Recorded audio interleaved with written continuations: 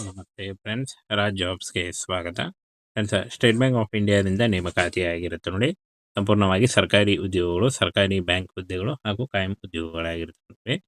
ಹಾಗೇನ friends, ಈ ಒಂದು ಹುದ್ದೆಗಳಿಗೆ ಪುರುಷ ಮತ್ತು ಮಹಿಳಾ ಅಭ್ಯರ್ಥಿಗಳು ಇಬ್ಬರು ಅರ್ಜಿಗಳನ್ನು ಸಲ್ಲಿಸಬಹುದು ನೋಡಿ. ಮ್ಯಾನೇಜರ್ ಮತ್ತು ಸಪೋರ್ಟ್ ಆಫೀಸರ್ ಹುದ್ದೆಗಳಿಗೆ ನೇಮಕಾತಿ ನಡೀತಾ ಇದೆ. ಸ್ಟೇಟ್ ಬ್ಯಾಂಕ್ ಆಫ್ ಇಂಡಿಯಾದ 2026ರ ಹೊಸ ಅಧಿಸೂಚನೆ ನೋಡಿ. ಬೋತ್ ಮೇಲ್ ಆ್ಯಂಡ್ ಫಿಮೇಲ್ ಆಗಿರುತ್ತೆ.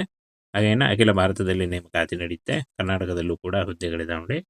18 ಮಾರ್ಚ್ 2026 ಆನ್ಲೈನ್ ಮೂಲಕ ಅರ್ಜಿ ಸಲ್ಲಿಸಲಿಕ್ಕೆ ಕೊನೆಯ ದಿನಾಂಕ ಆಗಿರುತ್ತೆ ನೋಡಿ. ಈ ಒಂದು ಕೊನೆಯ ದಿನಾಂಕದೊಳಗಾಗಿ ನೀವು ಅರ್ಜಿಗಳನ್ನು ಸಲ್ಲಿಸಬೇಕಾಗುತ್ತೆ. ಸ್ಟೇಟ್ ಬ್ಯಾಂಕ್ ಆಫ್ ಇಂಡಿಯಾ ನೇಮಕಾತಿ ಆಗಿರುತ್ತೆ ನೋಡಿ. ಒಟ್ಟು ಹುದ್ದೆಗಳ ಸಂಖ್ಯೆ 24 ಹುದ್ದೆಗಳಾಗಿರ್ತವೆ. ಇನ್ನೂ ಹೆಚ್ಚಿನ ಹುದ್ದೆಗಳಿದ್ದಾವೆ. ಕರ್ನಾಟಕದಲ್ಲಿ 24 ಹುದ್ದೆಗಳಿದ್ದಾವೆ ನೋಡಿ. ಇನ್ನು ಅಖಿಲ ಭಾರತ ನೇಮಕಾತಿ ಆಗಿರುತ್ತೆ ನೋಡಿ. ಹಾಗೆ ಹುದ್ದೆ ಹೆಸರು ಕ್ಲರ್ಕ್, ಮ್ಯಾನೇಜರ್, ಸಪೋರ್ಟ್ ಆಫೀಸರ್ ಹುದ್ದೆಗಳಾಗಿರ್ತವೆ. ಇನ್ನು ವಾರ್ಷಿಕ ತಿಂಗಳಿಗೆ ಏನು ಸಂಬಳ ನೋಡಿ ಫ್ರೆಂಡ್ಸ್, 20ರಿಂದ 30,000ವರೆಗೂ ಪರ್ ಮಂತ್ ಸ್ಯಾಲ್ರಿ ಆಗಿರುತ್ತೆ ನೋಡಿ. ಇದೊಂದು ಕಾಯಂ ಉದ್ಯೋಗಗಳಾಗಿರ್ತವೆ. ಹಾಗೇನ ವ್ಯವಸ್ಥಾಪಕ ಮತ್ತು ಅಪಾಯ ತಜ್ಞ, ಹವಾಮಾನ ಅಪಾಯ 2 ಹುದ್ದೆಗಳಿದ್ದಾವೆ. 25ರಿಂದ 40 ಹುದ್ದೆಗಳಿದ್ದಾವೆ ನೋಡಿ. ಅಂದರೆ 40 ವರ್ಷದ ಒಳಗಿನವರು. ವ್ಯವಹಾರ ವಿಶ್ಲೇಷಕ 1 ಹುದ್ದೆ ಇದೆ. 21ರಿಂದ 27 ವರ್ಷದ ಒಳಗಿನವರು. ಉಪ ವ್ಯವಸ್ಥಾಪಕ, IT ಭದ್ರತಾ ತಜ್ಞ ನೋಡಿ ಹಾಗೂ ಉಪ ವ್ಯವಸ್ಥಾಪಕ, ಉದಯೋನ್ಮುಖ ತಂತ್ರಜ್ಞಾನ 4 ಹುದ್ದೆಗಳಿದಾವೆ ನೋಡಿ. ಈ ಒಂದು ಹುದ್ದೆಗಳಿಗೆ ಆಯ್ಕೆ ಮಾಡಿಕೊಂಡು ನೀವು ಅರ್ಜಿಗಳನ್ನ ಸಲ್ಲಿಸಬಹುದು. ಇನ್ನು ಫ್ರೆಂಡ್ಸ್, ಇಂಜಿನಿಯರಿಗಳು ಹಾಗೆ ಅಧಿಕಾರಿ, ಕ್ಲರ್ಕ್ ಹುದ್ದೆಗಳಾಗಿರ್ತವೆ. ಇನ್ನು ಈ ಒಂದು ಹುದ್ದೆಗಳಿಗೆ ಅರ್ಜಿ ಸಲ್ಲಿಸಲಿಕ್ಕೆ ಎನಿ ಡಿಗ್ರಿ ನೋಡಿ, ಯಾವುದೇ ಡಿಗ್ರಿ ಹಾಗೂ MBA, MCA, MSc ಮತ್ತು BE, BTech, ME, MTech ಮಾಡಿದಂಥ ಅಭ್ಯರ್ಥಿಗಳು ಹಾಗೂ ಡಿಪ್ಲೊಮಾ ಮಾಡಿದ್ರು ಕೂಡ ನೀವು ಈ ಒಂದು ಹುದ್ದೆಗಳಿಗೆ ಅರ್ಜಿಗಳನ್ನು ಸಲ್ಲಿಸಬಹುದಾಗಿರುತ್ತೆ. ಹಾಗೇನ ಫ್ರೆಂಡ್ಸ್ ನೋಡಿ, ಈ ಒಂದು ಹುದ್ದೆಗಳಿಗೆ ಅಫಿಷಿಯಲ್ ವೆಬ್ಸೈಟಿಗೆ ಹೋಗಿ ಆನ್ಲೈನ್ ಮೂಲಕ ನೀವು ಅರ್ಜಿಗಳನ್ನು ಸಲ್ಲಿಸಬಹುದು. ವಯೋಮಿತಿ ಕೂಡ ಇರುತ್ತೆ ನೋಡಿ. 18ರಿಂದ 30 ವರ್ಷದ ಒಳಗಿನವರಾಗಿರಬೇಕಾಗತ್ತೆ.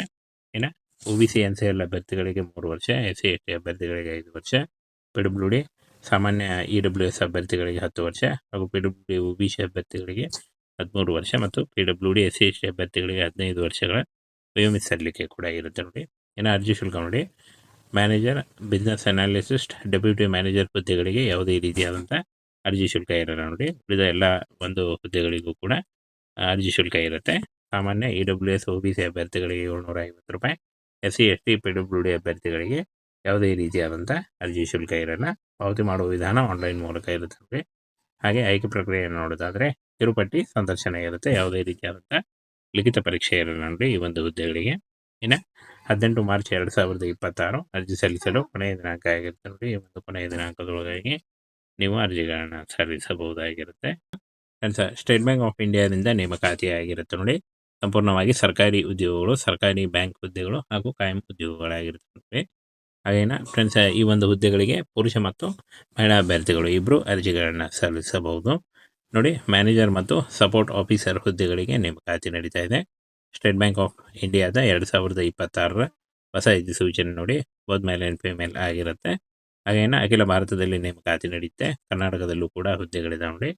18 ಮಾರ್ಚ್ 2026 ಆನ್ಲೈನ್ ಮೂಲಕ ಅರ್ಜಿ ಸಲ್ಲಿಸಲಿಕ್ಕೆ ಕೊನೆಯ ದಿನಾಂಕ ಆಗಿರುತ್ತೆ ನೋಡಿ. ಈ ಒಂದು ಕೊನೆಯ ದಿನಾಂಕದೊಳಗಾಗಿ ನೀವು ಅರ್ಜಿಗಳನ್ನು ಸಲ್ಲಿಸಬೇಕಾಗುತ್ತೆ. ಸ್ಟೇಟ್ ಬ್ಯಾಂಕ್ ಆಫ್ ಇಂಡಿಯಾ ನೇಮಕಾತಿ ಆಗಿರುತ್ತೆ ನೋಡಿ. ಒಟ್ಟು ಹುದ್ದೆಗಳ ಸಂಖ್ಯೆ 24 ಹುದ್ದೆಗಳಾಗಿರ್ತವೆ. ಇನ್ನೂ ಹೆಚ್ಚಿನ ಹುದ್ದೆಗಳಿದ್ದಾವೆ. ಕರ್ನಾಟಕದಲ್ಲಿ 24 ಹುದ್ದೆಗಳಿದ್ದಾವೆ ನೋಡಿ. ಇನ್ನು ಅಖಿಲ ಭಾರತ ನೇಮಕಾತಿ ಆಗಿರುತ್ತೆ ನೋಡಿ. ಹಾಗೆ ಹುದ್ದೆ ಹೆಸರು ಕ್ಲರ್ಕ್, ಮ್ಯಾನೇಜರ್, ಸಪೋರ್ಟ್ ಆಫೀಸರ್ ಹುದ್ದೆಗಳಾಗಿರ್ತವೆ. ಇನ್ನು ವಾರ್ಷಿಕ ತಿಂಗಳಿಗೆ ಏನು ಸಂಬಳ ನೋಡಿ ಫ್ರೆಂಡ್ಸ್, 20ರಿಂದ 30,000ವರೆಗೂ ಪರ್ ಮಂತ್ ಸ್ಯಾಲ್ರಿ ಆಗಿರುತ್ತೆ ನೋಡಿ. ಇದೊಂದು ಕಾಯಂ ಉದ್ಯೋಗಗಳಾಗಿರ್ತವೆ. ಹಾಗೇನ ವ್ಯವಸ್ಥಾಪಕ ಮತ್ತು ಅಪಾಯ ತಜ್ಞ, ಹವಾಮಾನ ಅಪಾಯ 2 ಹುದ್ದೆಗಳಿದ್ದಾವೆ. 25ರಿಂದ 40 ಹುದ್ದೆಗಳಿದ್ದಾವೆ ನೋಡಿ. ಅಂದರೆ 40 ವರ್ಷದ ಒಳಗಿನವರು. ವ್ಯವಹಾರ ವಿಶ್ಲೇಷಕ 1 ಹುದ್ದೆ ಇದೆ. 21ರಿಂದ 27 ವರ್ಷದ ಒಳಗಿನವರು. ಉಪ ವ್ಯವಸ್ಥಾಪಕ, IT ಭದ್ರತಾ ತಜ್ಞ ನೋಡಿ ಹಾಗೂ ಉಪ ವ್ಯವಸ್ಥಾಪಕ, ಉದಯೋನ್ಮುಖ ತಂತ್ರಜ್ಞಾನ 4 ಹುದ್ದೆಗಳಿದಾವೆ ನೋಡಿ. ಈ ಒಂದು ಹುದ್ದೆಗಳಿಗೆ ಆಯ್ಕೆ ಮಾಡಿಕೊಂಡು ನೀವು ಅರ್ಜಿಗಳನ್ನ ಸಲ್ಲಿಸಬಹುದು. ಇನ್ನು ಫ್ರೆಂಡ್ಸ್, ಇಂಜಿನಿಯರಿಗಳು ಹಾಗೆ ಅಧಿಕಾರಿ, ಕ್ಲರ್ಕ್ ಹುದ್ದೆಗಳಾಗಿರ್ತವೆ. ಇನ್ನು ಈ ಒಂದು ಹುದ್ದೆಗಳಿಗೆ ಅರ್ಜಿ ಸಲ್ಲಿಸಲಿಕ್ಕೆ ಎನಿ ಡಿಗ್ರಿ ನೋಡಿ, ಯಾವುದೇ ಡಿಗ್ರಿ ಹಾಗೂ MBA, MCA, MSc ಮತ್ತು BE, BTech, ME, MTech ಮಾಡಿದಂಥ ಅಭ್ಯರ್ಥಿಗಳು ಹಾಗೂ ಡಿಪ್ಲೊಮಾ ಮಾಡಿದ್ರು ಕೂಡ ನೀವು ಈ ಒಂದು ಹುದ್ದೆಗಳಿಗೆ ಅರ್ಜಿಗಳನ್ನು ಸಲ್ಲಿಸಬಹುದಾಗಿರುತ್ತೆ. ಹಾಗೇನ ಫ್ರೆಂಡ್ಸ್ ನೋಡಿ, ಈ ಒಂದು ಹುದ್ದೆಗಳಿಗೆ ಅಫಿಷಿಯಲ್ ವೆಬ್ಸೈಟಿಗೆ ಹೋಗಿ ಆನ್ಲೈನ್ ಮೂಲಕ ನೀವು ಅರ್ಜಿಗಳನ್ನು ಸಲ್ಲಿಸಬಹುದು. ವಯೋಮಿತಿ ಸಡಿಲಿಕೆ ಕೂಡ ಇರುತ್ತೆ ನೋಡಿ. 18ರಿಂದ 30 ವರ್ಷದ ಒಳಗಿನವರಾಗಿರಬೇಕಾಗತ್ತೆ.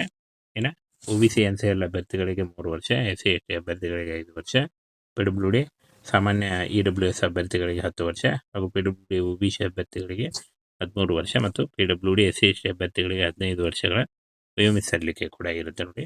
ಇನ್ನು ಅರ್ಜಿ ಶುಲ್ಕ ನೋಡಿ, manager, business analyst, deputy manager ಹುದ್ದೆಗಳಿಗೆ ಯಾವುದೇ ರೀತಿಯಾದಂಥ ಅರ್ಜಿ ಶುಲ್ಕ ಇರಲ್ಲ ನೋಡಿ. ಉಳಿದ ಎಲ್ಲ ಒಂದು ಹುದ್ದೆಗಳಿಗೂ ಕೂಡ ಅರ್ಜಿ ಶುಲ್ಕ ಇರುತ್ತೆ. ಸಾಮಾನ್ಯ EWS OBC ಅಭ್ಯರ್ಥಿಗಳಿಗೆ 750 ರೂಪಾಯಿ, SC ST PWD ಅಭ್ಯರ್ಥಿಗಳಿಗೆ ಯಾವುದೇ ರೀತಿಯಾದಂಥ ಅರ್ಜಿ ಶುಲ್ಕ ಇರಲ್ಲ. ಪಾವತಿ ಮಾಡುವ ವಿಧಾನ ಆನ್ಲೈನ್ ಮೂಲಕ ಇರುತ್ತೆ ನೋಡಿ.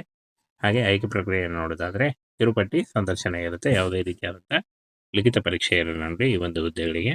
ಇನ್ನು 18 ಮಾರ್ಚ್ 2026 ಅರ್ಜಿ ಸಲ್ಲಿಸಲು ಕೊನೆಯ ದಿನಾಂಕ ಆಗಿರುತ್ತೆ ನೋಡಿ. ಈ ಒಂದು ಕೊನೆಯ ದಿನಾಂಕದೊಳಗಾಗಿ ನೀವು ಅರ್ಜಿಗಳನ್ನು ಸಲ್ಲಿಸಬಹುದಾಗಿರುತ್ತೆ.